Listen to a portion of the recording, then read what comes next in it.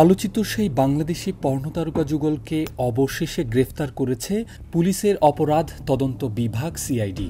রোববার রাতে বান্দরবান থেকে তাদের ধরা হয়। এর মধ্যে স্ত্রীর বাড়ি মানিকগঞ্জের হরিরামপুর উপজেলায়, আর স্বামীর বাড়ি চট্টগ্রামের আনোয়ারায়। সিআইডি বলছে, এই দম্পতি বিদেশি একটি জনপ্রিয় ওয়েবসাইটে নিয়মিত অশ্লীল ভিডিও আপলোড করতেন। তাদের পরিচালিত চ্যানেলটি ইতোমধ্যে বিশ্বের শীর্ষ সাইটগুলোর তালিকায় জায়গা করে নিয়েছে। তারা বাংলাদেশে বসেই ভিডিও ধারণ, সম্পাদনা ও আপলোড করতেন। এর মাধ্যমে দীর্ঘদিন ধরে বিপুল অর্থ উপার্জন করে আসছিলেন।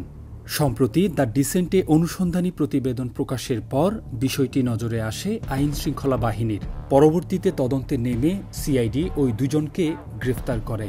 আইন শৃঙ্খলা রক্ষাকারী বাহিনী জানায়, শুধু নিজেরাই অংশগ্রহণ করে থেমে থাকেননি এই যুগল, বরং অন্যদেরও এই কাজে যুক্ত হতে উৎসাহিত করেছিল। এর মাধ্যমে দেশে বসে পর্ন কন্টেন্ট তৈরির একটি চক্র সক্রিয় হয়ে ওঠে। 2012 সালের পর্নোগ্রাফি নিয়ন্ত্রণ আইন অনুযায়ী এ ধরনের কন্টেন্ট তৈরি ও প্রচার ফৌজদারি অপরাধ। সিআইডি জানিয়েছে, গ্রেফতার দম্পতির বিরুদ্ধে আইনি প্রক্রিয়া চলছে।